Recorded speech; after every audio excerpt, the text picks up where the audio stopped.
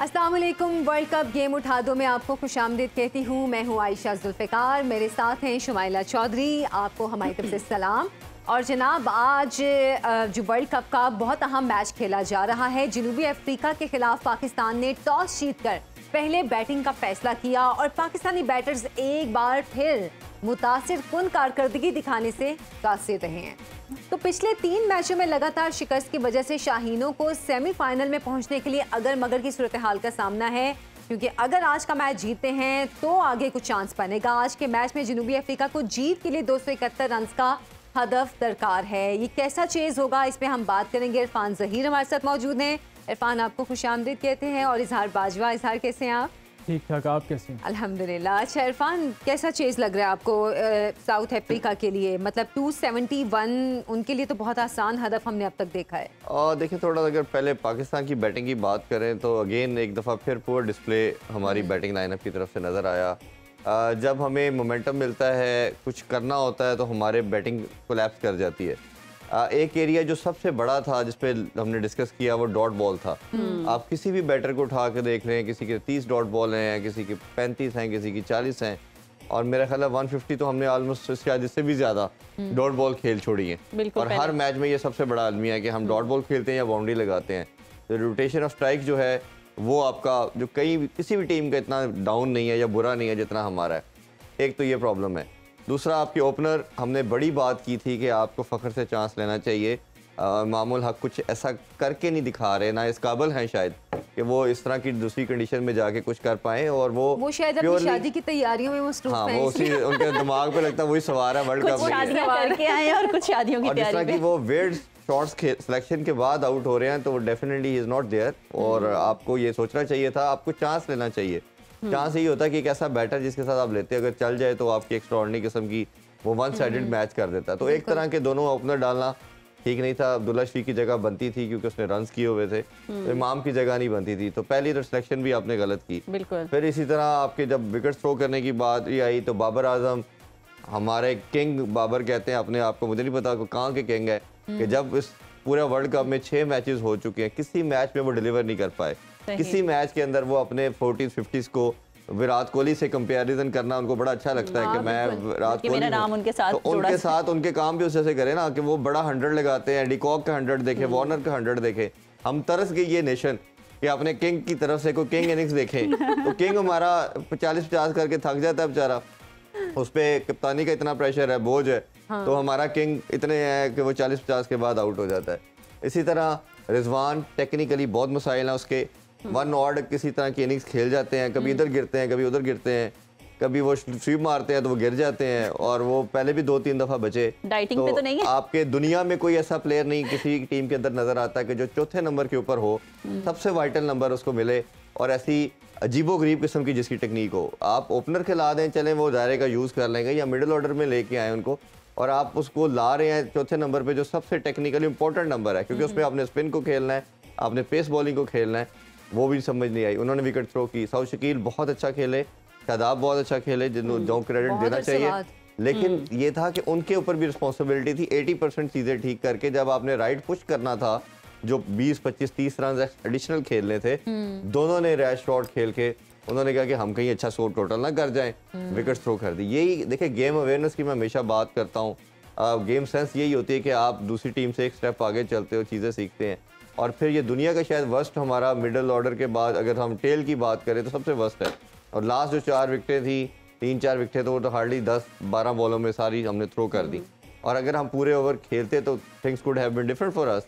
हम इजीली शायद 300 प्लस करते, और 300 का जो प्रेशर ऑन बोर्ड होता है वो बहुत ज़्यादा होता है। तो 20 बॉलें अभी रहती थी और हम ऑल आउट हो गए। It is very very disappointing. मतलब उन्होंने एक तरह से अपनी वो जो रस्म थी ना उसको पूरा किया कि हम उसको कंटिन्यू कर रहे हैं, साथ लेके चलेंगे कि पूरे ओवर तो हमने खेलने ही नहीं। तो इजहार, ये हमें बताएं कि जैसे साउथ अफ्रीका के लिए तो 271 कोई बहुत बड़ा स्कोर नहीं है। पाकिस्तान को वही वाली बात कि बैटिंग तो जो हो गई सो हो गई, बॉलिंग में क्या स्ट्रेटजी रखनी चाहिए? देखिए, साउथ अफ्रीका के लिए 270 स्कोर बाज़ाहिर तो ज़्यादा नहीं है। बिल्कुल नहीं। साउथ अफ्रीका का ट्रैक रिकॉर्ड देखें, इस टूर्नामेंट में जितने भी उन्होंने मैचेस जीते उन्होंने पहले बैटिंग किया। बिल्कुल, और पहले बैटिंग करते उन्होंने 300, 350, 400, 425 इतना का स्कोर दिया है। इतना स्कोर दिया कि दूसरी टीम दूसरी इनिंग शुरू होने से पहले गेम से आउट हो गया। लेकिन जब उन्हें चेज़ करना पड़ा है, एक ही मैच में उन्होंने चेज़ किया नेदरलैंड्स के खिलाफ, तब 250 के करीब टारगेट था नेदरलैंड्स का in 40 overs. They were not able to chase it. बड़ा रीजनेबल टारगेट था, इतना ज़्यादा टारगेट नहीं था। It was the sort of target that they were expected. लेकिन वो 40 ओवर थोड़ा मैच था, क्योंकि डकवर्थ लुइस की वजह से बारिश हो गई थी, तो ओवर्स भी कम हो गए थे, टारगेट भी कम था।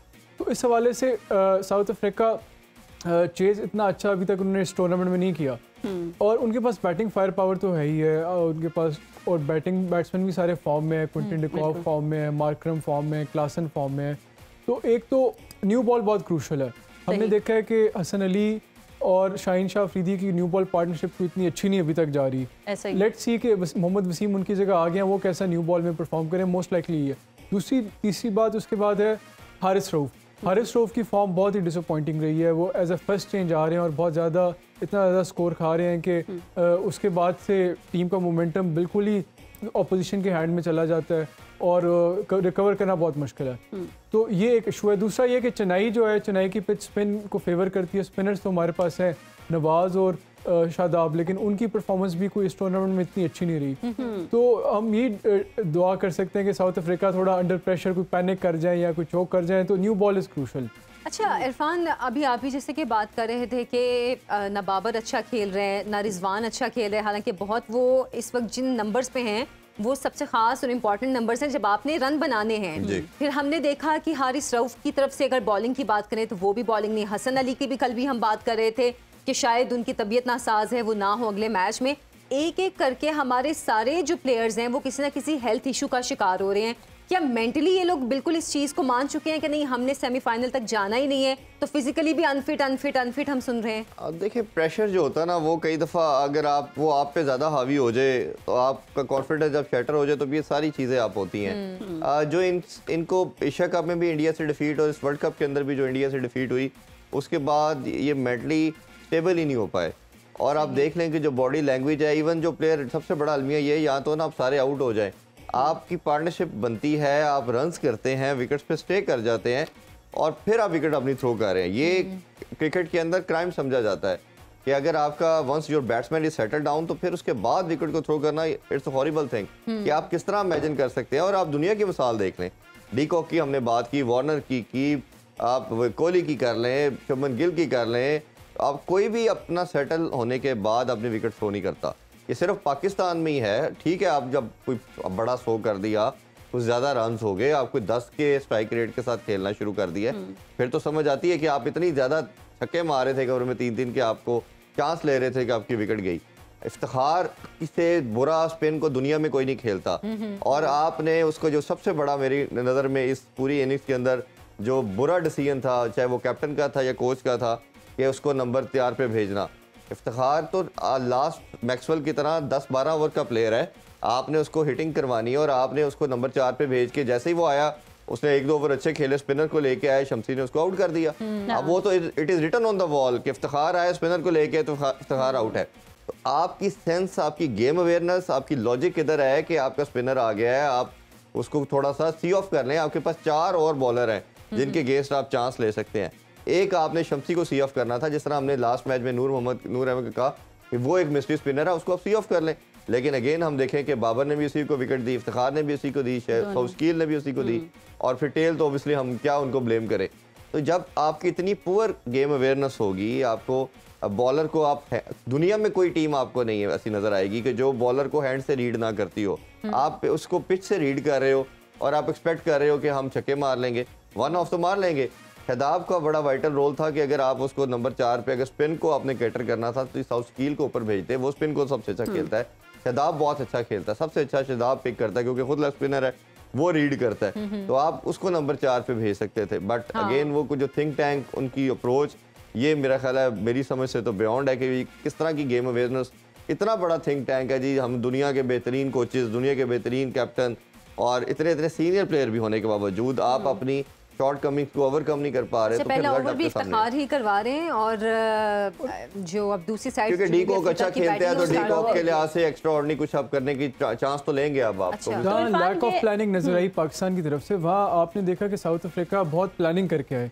एक एक विकेट के लिए उन्हें, एक एक बैट्समैन के लिए उनकी एक स्ट्रैटेजी थी। जिस तरह उन्होंने साउथ शकील को, सॉरी अब्दुल्ला शफीक को उन्होंने बाउंस आउट करने की कोशिश की। इमामुल हक के खिलाफ उन्होंने ऑफ साइड पे फील्डिंग ज़्यादा कर ली, और नॉर्मली आपने देखा होगा कि फील्ड जो स्लिप की पोजीशन होती है वो बड़ी इंपॉर्टेंट थी। उन्होंने सेकंड स्लिप पे फील्डर रखा, सेकंड थर्ड स्लिप पे रखा जहाँ पे वो कैच हुए। फिर उसके बाद उन्होंने रिजवान को बाउंस आउट किया, उन्होंने शॉर्ट पिच कराई आउटसाइड ऑफ, क्योंकि उन्हें पता है कि आउटसाइड ऑफ इतनी अच्छी रिजवान शॉट नहीं खेलते।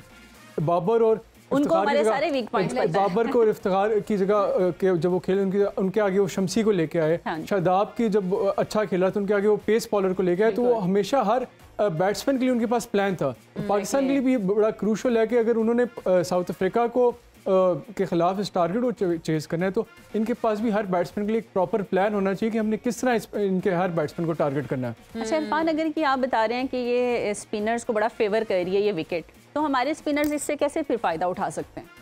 देखिए फायदा तो आपने खुद बॉलिंग करके उठाना है। अभी अगर बुमराह की बात करें तो ये इस पूरी दुनिया को पता है कि लेफ्ट आर्म स्पिनर पे फंसता है, तो आपने इफ्तिखार को लगाया तो इधर नवाज का ओवर बनता था। ये छोटी छोटी गेम अवेयरनेस होती है। देखिए आपके पास एनालिस्ट होते हैं, वो आपको स्टैट्स बताते हैं कि इस बैटर की ये वीकनेस है, इस बॉलर की ये वीकनेस है, आप उसके अकॉर्डिंगली अपना प्लान बनाते हो।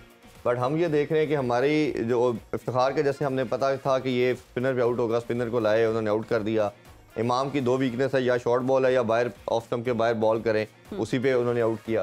तो अगेन ये मुझे नहीं समझ आ रही कि वमूमा आया तो आप नवाज से एक दो ओवर लेते, बट वो ज़्यादा उनके साइकोलॉजिकली दिमाग के अंदर डी कॉक है, उसका डर है कि डी कॉक जो है वो कहीं आते साथ हमें लाठी चार्ज ना कर दे, तो उसी वो डर की वजह से उन्होंने इफ्तिखार को बहुत चांस दिया। But again having said that कि अब आपके पास एक ये अभी आपका इस वर्ल्ड कप का ये सबसे क्रूशियल 3 घंटे हैं, 3 साढ़े 3 घंटे हैं। हम भी आपकी बात से ज़्यादा मैच को देख रहे हैं। ये मैच को देखना शुरू हो गया। That will decide whether you will stay in the World Cup you are not. ये अभी आपने पूरी जान लगानी है और आपके पास एक चांस है कि इसमें आप अपनी पूरी एनर्जी लाएं। आज की गेम में ना, आज के मैच में जी असली की बात कर रहे हैं ना, ये अगर आप करते हैं, इसमें आउट करते हैं, you will stay in the World cup. अगर आज नहीं करते तो ऑब्वियसली जिस तरह आपने बुरी क्रिकेट सारे मैचेस में प्रीवियस खेली है, आज भी बुरी खेलेंगे तो you are out of the World Cup. ज़हनी तौर पे जैसे मैं बात करूँ ना कि साइकोलॉजिकली आप जब डाउन हो जाते हैं ना तो आप वैसे अपनी हार तस्लीम कर चुके होते हैं।